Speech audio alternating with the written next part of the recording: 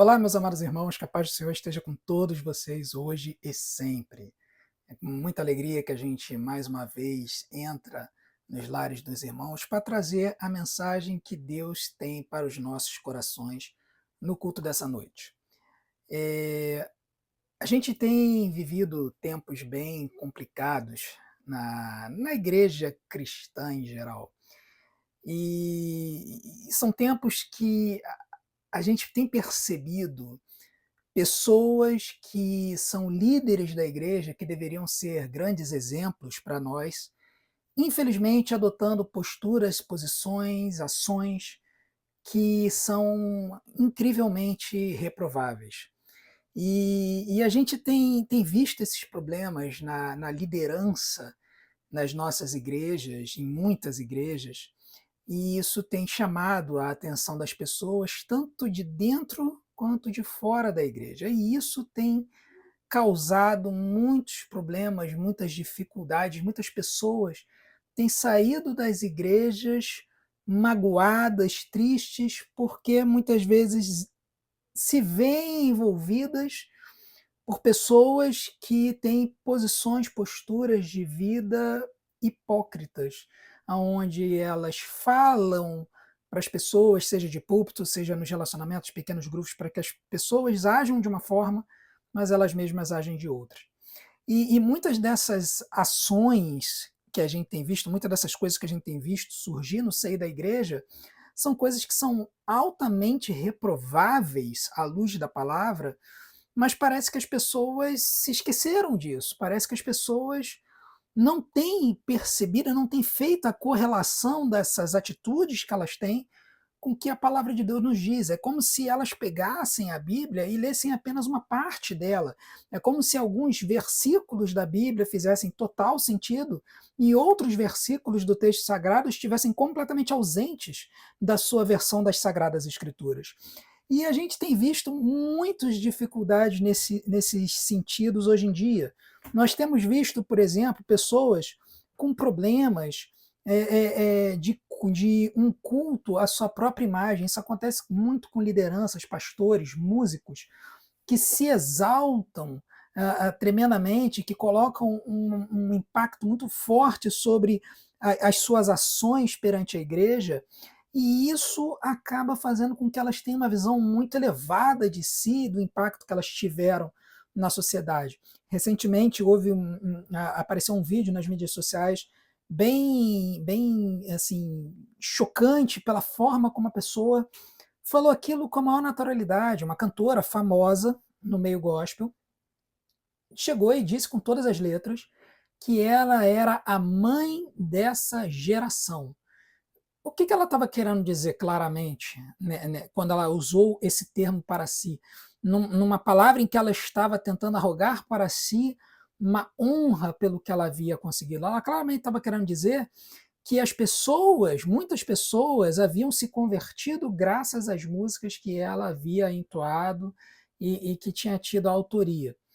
Sendo que é uma cantora que é conhecida, por exemplo, na verdade, por apenas traduzir músicas de fora. Muitas das músicas que essa cantora ela entoa nas igrejas são traduções de músicas conhecidas, famosas, seja na Austrália ou nos Estados Unidos, que são dois polos muito fortes do protestantismo hoje em dia, né, desse ressurgimento de músicas contemporâneas no seio da igreja. E essa cantora ela é muito conhecida por pegar essas músicas, traduzir e trazer. E aí ela se colocou numa posição de superioridade, de uma pessoa que merece receber toda a honra, por ela ter cantado essas músicas e ter levado as pessoas a conhecer a Cristo, dando a entender que foi por causa disso que as pessoas aceitaram a Cristo. Então, quando ela faz isso, ela tira completamente o papel e a ação do Espírito Santo de Deus no convencimento da pessoa do pecado e da necessidade de ela se arrepender e aceitar o sacrifício de Jesus na cruz. Ela tira isso da equação e se coloca como uma pessoa responsável por essa situação, por esse movimento que aconteceu na igreja. E, além disso, também colocando para lá e de lado tantos outros cantores e pregadores que pregar a palavra, seja de forma musical, seja por meio da palavra proferida nos púlpitos, e que também levaram as pessoas a conhecerem a Jesus. Então, a gente percebe isso assim muito claramente. A gente vê cantores brigando com a igreja porque a igreja não está glorificando, e quando ela fala isso, na verdade, é porque as pessoas não estão pulando, quicando, gritando durante o culto que a pessoa está celebrando. E a gente vê esse culto, a imagem, passar também dos líderes, dos cantores, dos pregadores, para a membresia. E aí você tem igrejas em que as pessoas elas se vestem com roupas caríssimas, né, investem valores em roupas caríssimas, em carros, automóveis caros, e fazem verdadeiros desfiles de moda para a igreja, porque elas precisam se mostrar como pessoas abençoadas por essas posses materiais. E esse culto à imagem ele vem muito atrelado ao culto ao dinheiro, onde muitas igrejas propagam que o sinal da bênção divina é diretamente proporcional à quantidade de zeros à esquerda de um número que você tem na sua conta bancária. Ou seja, quanto maior a sua conta bancária, mais abençoado você é. Então, a gente tem visto isso não só em igrejas neopentecostais, mas em igrejas pentecostais, em algumas igrejas tradicionais, nós também temos visto, nas entrelinhas, pastores falando essa situação, essa questão. E isso acaba levando as pessoas a desejarem, leva as pessoas a desejarem buscar essas igrejas e essas comunidades. Nós também vemos, principalmente entre a liderança cristã, hoje em dia, uma prepotência e uma arrogância muito grande. Essa cantora que falou isso, que ela é uma mãe de uma geração, mãe de geração, desta geração, ela se arrogou algo que assim vai além do que as escrituras permitem a gente entender.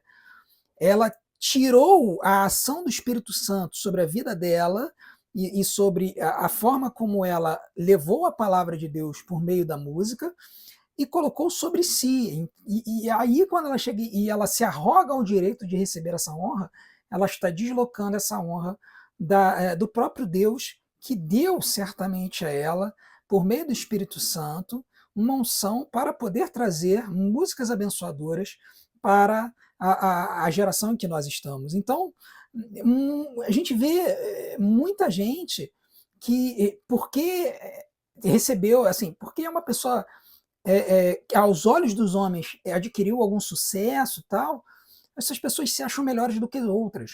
No meio eclesiástico, pastoral, a gente vê pastores que só porque pastoreiam igrejas grandes, igrejas que cresceram, olharem com um olhar de desdém e de arrogância para aqueles que labutam em ministérios menores. A gente vê nas assembleias convencionais que se você não é um pastor de uma igreja grande, você não será ouvido. Se você não for pastor de uma primeira igreja batista de alguma cidade, se qualquer coisa que você falar na assembleia, você vai ser ignorado. Então, são situações que a gente percebe que no mundo secular a gente vê, por exemplo, às vezes no mundo acadêmico, aonde aqueles que possuem doutorado, professores que possuem doutorado, se veem como detentores máximos do conhecimento e muitas vezes agem de forma absurdamente arrogante com os seus estudantes, não conseguindo vislumbrar a possibilidade de eles estarem errados. Então, essa prepotência e arrogância que em alguns lugares a gente vê na política, no meio acadêmico, no meio empresarial, a gente vê se infiltrando na igreja dos dias de hoje. A gente também tem visto, por conta, muitas vezes, de um investimento muito grande de tempo dessas pessoas no trabalho eclesiástico, que muitas dessas pessoas estão tendo as suas famílias despedaçadas. Quantos não são os relatos que a gente ouve de famílias que se despedaçam porque um dos membros da família, no caso a esposa, muitas vezes, se cansa do tempo que o marido, pastor, gasta na igreja e ele não ajuda em casa. Ele gasta todo o seu tempo na igreja, no trabalho da igreja, e ele não dá o devido tempo e a devida atenção em casa para a sua família, para a sua esposa. E aí chega uma hora, às vezes, que a mulher ela surta. E aí, quando isso acontece, ah, o diálogo ele vai para o espaço. Então, a gente tem visto muitos casos de famílias que se despedaçam, que se separam por conta desse afastamento. Isso sem contar situações mais graves, como, por exemplo, pastores que eles se colocam tão mais próximos do trabalho do que as suas famílias que acabam se enredando e se envolvendo com pessoas ligadas ao seu ministério. Quantos pastores por aí a gente já não viu falar que caíram com as suas secretárias ou com pessoas relacionadas ao ministério? Então, a gente vê isso e veja, isso são apenas os casos que a gente ouve, mas tem boatos, relatos de casos escabrosos que eu não vou nem entrar no mérito aqui, porque eu estaria escandalizando muita gente. Se vocês desejarem saber alguns desses causos, me procurem na primeira Igreja Batista do Grajaú, num culto ali no corredor, eu vou conversar com você e vou explicar essas situações, mas são situações assim que é coisa que nem o Fuxico Gospel tem coragem de divulgar nas suas mídias, porque são coisas assim do arco da velha. Então, infelizmente, as famílias elas têm sido despedaçadas por conta disso. A busca pelo poder, a gente vê pastores se envolvendo na política, buscando se associar à política, às vezes para conseguir recursos para a rua onde fica a igreja, para a ONG que a igreja trabalha, para a escola que a igreja detém, ou então, sem contar outros casos mais escabrosos, de desvio público mesmo, de dinheiro público, para abençoar o pastor, a casa do pastor, seja lá o que for, a gente sabe que tem casos de mais diversos tipos. E esse tipo de situação, ele independe de lado no espectro político. A gente sabe que pode ser na direita, na esquerda, no centro, em cima, embaixo, não importa a posição política. A corrupção ela é inerente à sociedade brasileira. A busca pelo jeitinho é muito grande. E quando os pastores entram na política, muitas vezes eles se veem enredados por isso, pela necessidade de fazer as coisas erradas para poderem avançar, porque senão eles não vão ter entrada na política, não vão ter cargos nas comissões, o que vai dar visibilidade para eles, para que eles alcem novos andares, possam chegar ainda mais alto nos seus desejos políticos. Quando a gente observa isso, a gente vê, caramba, como é que está difícil, né, você encontrar um pastor que está mais interessado na sua congregação, está mais interessado em abençoar as suas pessoas do que alcançar cargos políticos ou alcançar benesses políticas com associação a políticos das mais diversas esferas. E a gente também, infelizmente, tem visto uma manipulação muito forte das escrituras. Líderes da igreja, pessoas da igreja, novamente, dos mais diversos espectros políticos, que leem apenas uma parte da Bíblia, não leem a outra, deturpam a Bíblia para poder falar para o seu público-alvo. Então, você tem pastor que fala que a Bíblia defende que o cristão deve andar armado. Por outro lado, você vê pastor dizendo que Deus é uma mãe, não é um pai, apesar de Jesus Cristo ter claramente ensinado a nós a orar pelo nosso Pai. Pai nosso que está nos céus, não é mãe nossa que está nos céus. Então, quando a gente vê isso tudo, a gente vê essa situação toda, e a gente vê que muitos pastores eles estão interessados apenas em encher os seus auditórios, falar para um nicho, um público-alvo, que eles sabem que vai ser alcançado por aquele tipo de mensagem, por aquele tipo de interpretação. E aí eles não se arrogam ao menor problema de deturpar as escrituras para poder alcançar os seus objetivos e lotar os seus bancos. Por que eu falei isso tudo? Porque a verdade é que nós, como líderes da igreja, pastores, professores de EBD, ministros de música, pessoas que cantam, pessoas que estão na recepção, no estacionamento, pessoas que estão nos ministérios diversos da igreja, todos nós temos uma responsabilidade de fazermos a coisa da forma certa, do jeito certo, segundo as atribuições e os ditames que a Bíblia tem para nós. E a gente não pode se furtar isso, a gente não pode deixar fazer as coisas segundo o que as escrituras dizem que a gente deve fazer. Se a gente faz as coisas segundo a nossa cabeça, ou se a gente faz as coisas segundo visões, desculpa, se a gente faz as coisas segundo visões modernas, se a gente faz as coisas segundo o que a administração, o marketing dizem que a gente deve fazer para conseguir clientes, a gente está fazendo a coisa errada, a gente está fazendo a coisa da forma errada, a gente está agindo segundo o pressuposto errado, porque a gente está trazendo conceitos plenamente humanos e utilizando eles para não alcançar o objetivo que Deus tem para nós nas Escrituras, mas para alcançar objetivos humanos, liderados pela cobiça e pelo desejo de mais dinheiro e mais poder. Então a gente precisa se orientar pelo que a Bíblia nos fala, como que nós devemos, como os líderes chamados por Deus, nos portar. Existem diversos exemplos que eu poderia trazer para vocês nessa noite, mas eu quero trazer o texto que Paulo é mais direto com relação a isso, um texto que ele, na verdade, está falando para Timóteo a respeito de um tipo de liderança que existia na igreja, mas cujo sentido nós podemos trazer para as nossas vidas nos dias de hoje. E sempre que eu leio esse texto, e eu trago para os dias de hoje, eu vejo como que esse texto ele fala a nós, mesmo tendo escrito há 2000 anos atrás. Eu vejo esse texto e eu penso, caramba, parece que ele foi escrito para um sermão na semana passada.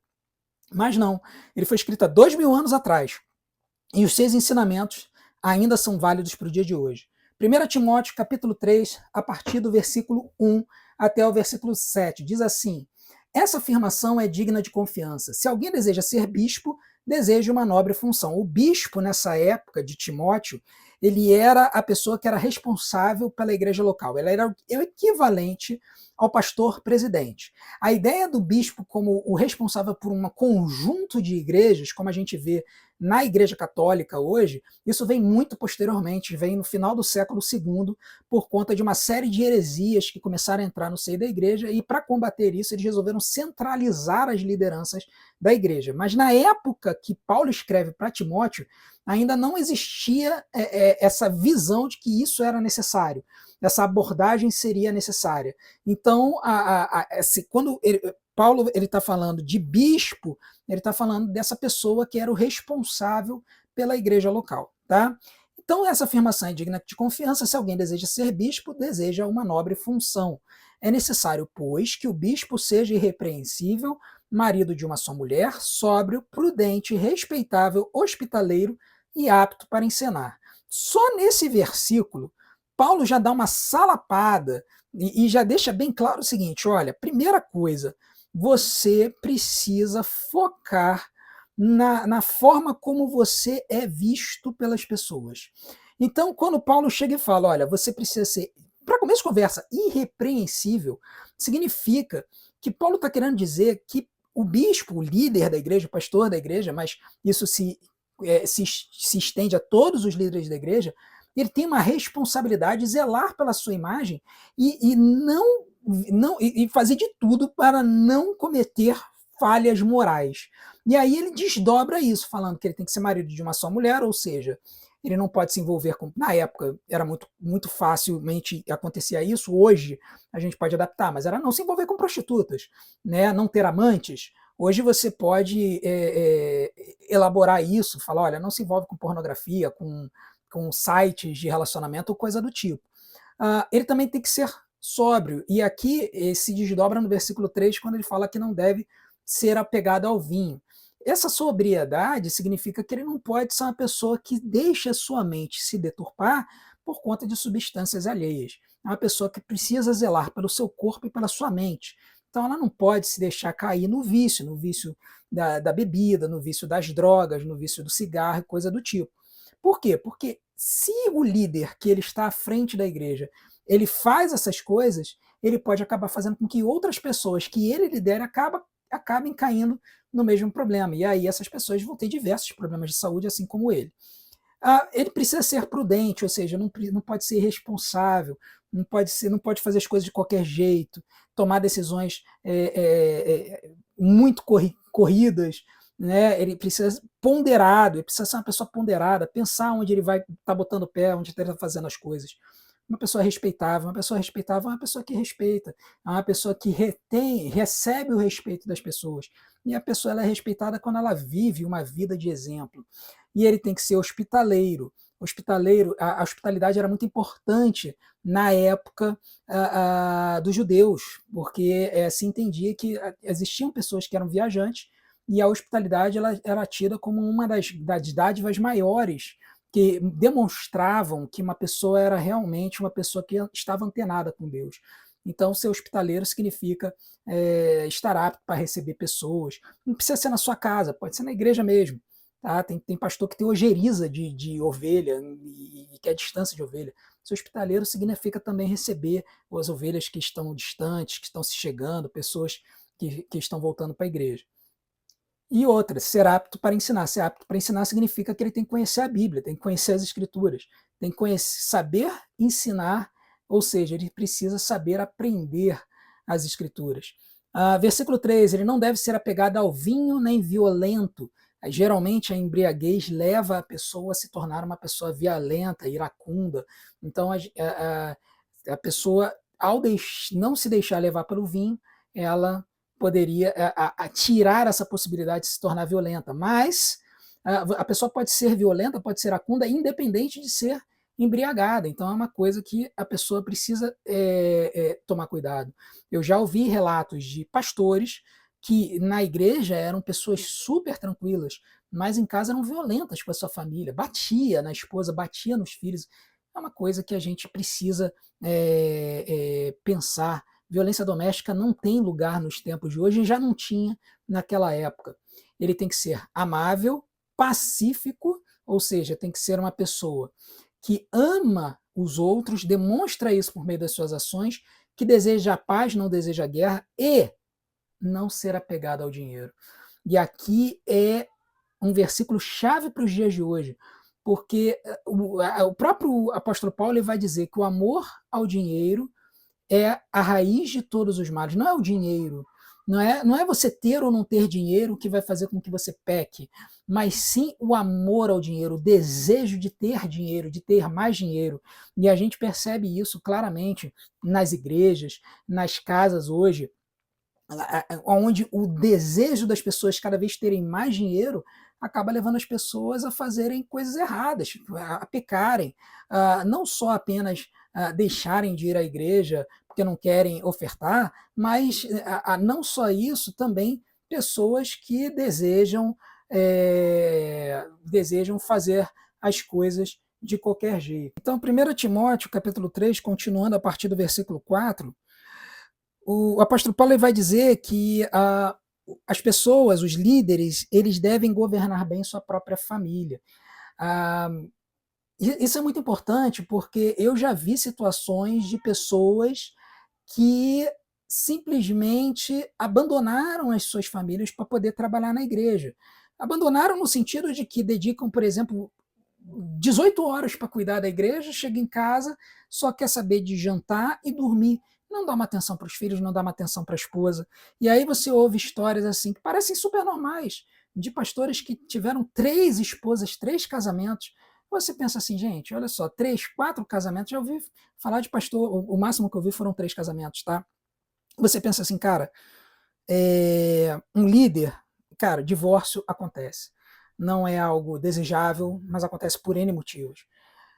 Mas quando ele começa a se tornar uma coisa corriqueira, começa a se tornar uma coisa reincidente, a gente começa a pensar assim, não, mas espera aí, como é que pode estar acontecendo isso? Por que está acontecendo isso? Então, a gente precisa entender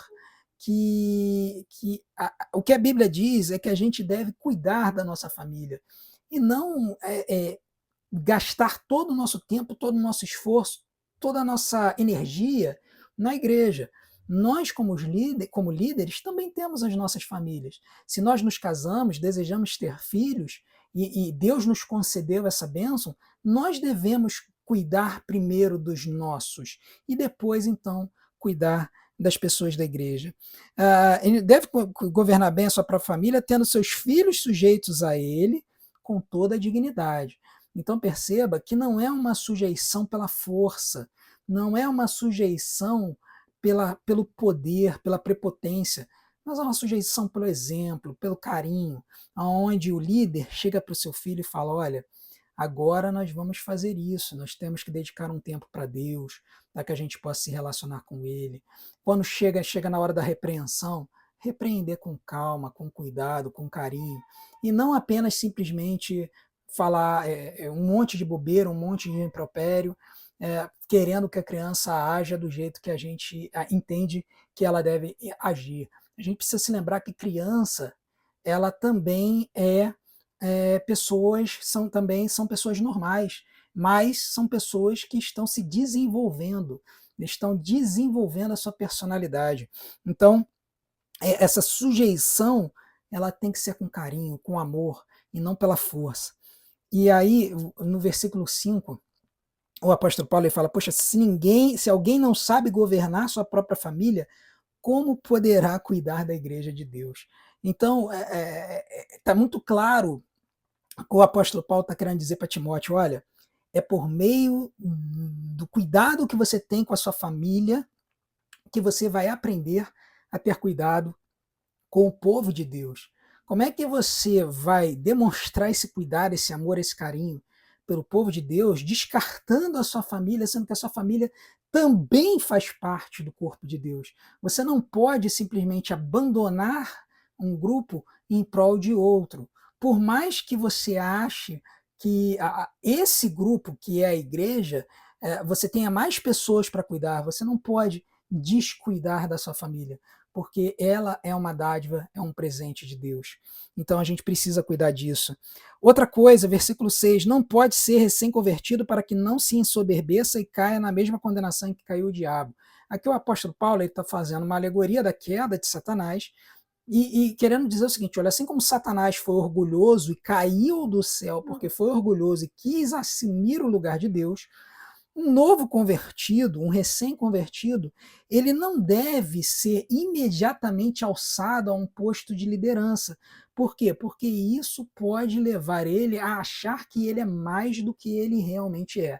A verdade é que nesses, lá se vão 14 anos de ministério que eu tenho, de ministério cristão, agora no último dia 2 de janeiro, eu fiz 14 anos de consagração ao ministério pastoral. Se tem uma coisa que eu aprendi nesses 14 anos é que eu, existem muitas pessoas muito melhores do que eu por aí. Então, a verdade é que assim que a gente assume o ministério, e aí eu faço meia-culpa, a gente se acha muita coisa, a gente sai do seminário com boas notas, a gente acha que o poder de Deus tá na gente, e a gente vai sair, vai pregar, vai converter, vai fazer a igreja crescer e tudo mais. Só que o tempo ele vai mostrar com calma, com muito carinho para nós, que nós não somos nada, nós não somos ninguém, nós somos apenas instrumentos na mão de Deus para fazer a sua obra. E ele decide o que ele vai fazer, a que pessoas que ele vai indicar, né, para você cuidar. Ele vai estudar, vai analisar a sua capacidade emocional e física de poder cuidar dessas pessoas. Então, Deus é soberano, ele vai decidir a sua vida, o seu futuro. E você não deve ficar se achando mais ou se achando menos porque o seu ministério é frutífero ou o seu ministério tem dificuldade. A verdade é que a gente confiar em Deus e confiar no seu poder e na sua soberania nos faz ser humildes e nos faz aceitar com todo carinho e dignidade tudo aquilo que ele tem para nós, que pode ser coisas que aos olhos dos homens sejam grandiosos ou não, que aos olhos dos homens não sejam, mas que aos olhos dele são. Então a gente precisa tomar cuidado com isso, porque às vezes a gente acha que porque a gente fala bonito, porque a gente tem uma boa postura, é boa pinta, que a gente é grande coisa. Mas o que a palavra de Deus diz é que a experiência ela vai trazer essa humildade. A gente vai perceber isso por Salomão. Salomão ele vai escrever inúmeros provérbios, mas quando ele chega em Eclesiastes no final da vida, ele vai demonstrar essa humildade quando ele fala: olha, eu tive um monte de coisa, tive um monte de riquezas, tive um monte de momentos incríveis, mas tudo isso é vaidade. Tudo isso é vaidade, isso é coisa que o vento leva. Então a gente precisa entender isso. E às vezes, não é sempre, mas às vezes, um recém-convertido pode acabar se orgulhando muito de estar aparecendo e acabar fazendo o que não deveria. Então, por isso que a recomendação de Paulo é não colocar recém-convertidos em postos de liderança na igreja. Deixa um tempo trabalhando, vai mostrando para ele como é que são as coisas, ensina a palavra, e aí com o tempo ele vai começando a trazer essa qualidade de liderança dele para dentro dos moldes cristãos e assim ele vai se desenvolver. E no versículo 7 tem uma última lição para nós que, que, que é uma coisa que às vezes a gente não toma o devido cuidado, mas deveria. O texto vai dizer que também deve ter boa reputação perante os de fora para que não caia em descrédito nem na cilada do diabo. É impressionante como hoje a gente tem visto muitos cristãos detonando com o testemunho de toda uma religiosidade, toda uma classe de pessoas por conta das suas falcatruas, por conta dos seus erros, das suas mazelas. Então a gente, por exemplo, se a gente chega e fala que é pastor, a pessoa que não é cristão já te olha torto porque acha que você é ladrão, porque você exige o dízimo das pessoas e tal.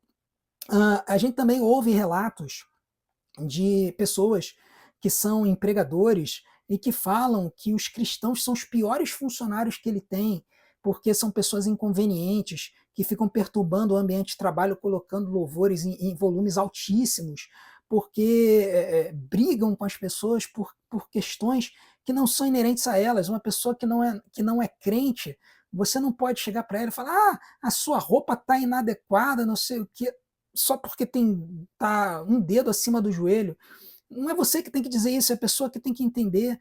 Se a pessoa não é cristã, ela vai usar a roupa, desde que esteja dentro do decoro do trabalho, ela vai usar a roupa que bem entende. Não cabe a você dizer como é que a pessoa vai se vestir, o que a pessoa vai falar. A pessoa que não é cristã, ela não vai entender dessas coisas.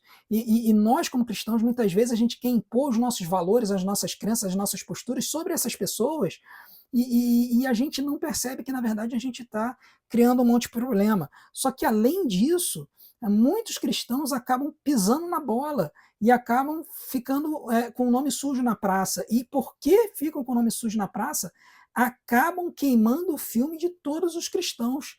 Então, você tem cristão caloteiro, cristão que desvia dinheiro do trabalho, que força a demissão sem justa causa para poder receber a multa do FGTS, pessoas que, cara, você ouve de tudo, de pessoas que não são cristãs, que são empregadoras e que falam: olha, o cristão às vezes é o pior empregado que eu tenho.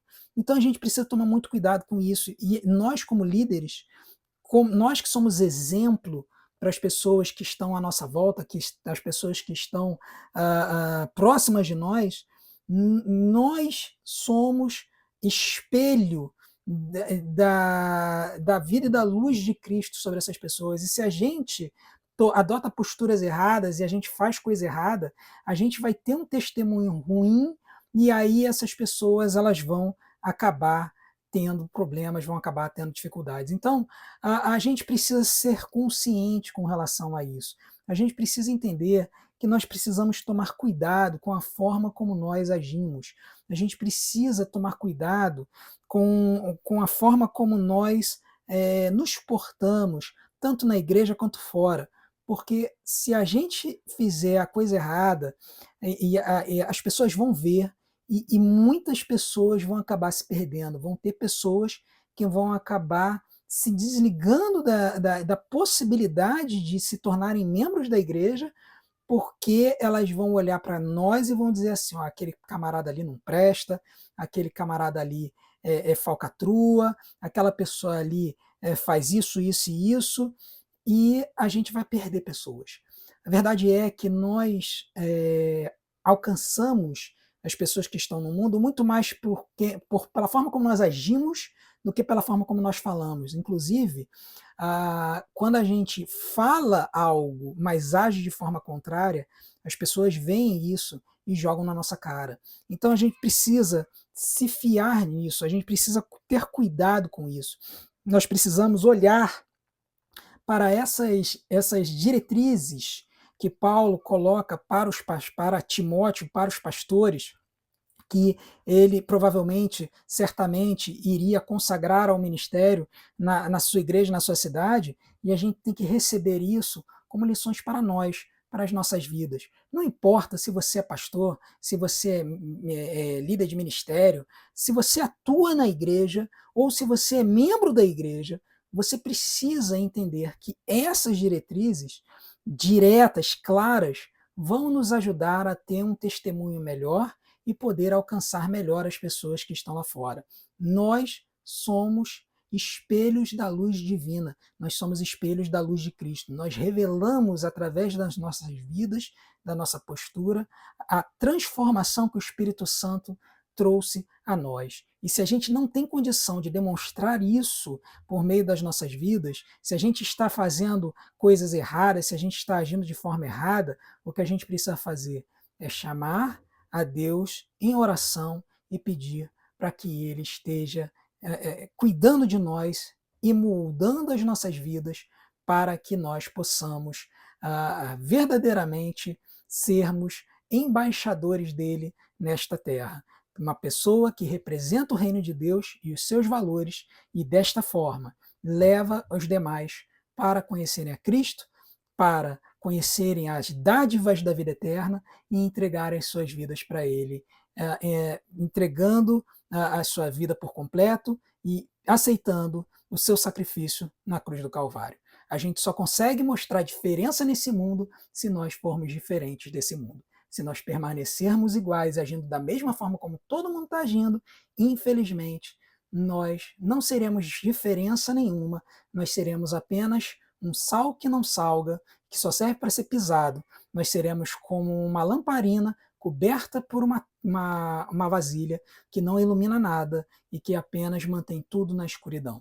Que nós possamos verdadeiramente desejar ser diferentes para que a gente possa fazer a diferença em nosso mundo. Amém? Vamos orar. Nós vamos estar orando nesse momento e logo a seguir o Anderson estará encerrando o culto dessa noite. Você que colocou o seu pedido de oração aí no chat do nosso culto, nós estaremos orando especificamente por esses pedidos depois do culto. Essa mensagem ela está sendo gravada, mas nós estaremos orando por esses pedidos depois do culto terminado. Eu estarei entrando no chat, eu estarei vendo os pedidos e eu estarei orando. Não que faça diferença a oração do pastor, né? A minha oração é tão poderosa quanto a de qualquer um, porque na verdade o poder não está na oração, o poder está no Deus que ouve as nossas orações. Mas eu estarei orando pelos irmãos, peço também que os irmãos estejam continuando a orar por mim e pela minha família. Amém? Pai querido, Pai amado, nós queremos te agradecer, Senhor, queremos te agradecer por todas as bênçãos que o Senhor tem realizado em nossas vidas, por tudo que o Senhor tem feito através de nós.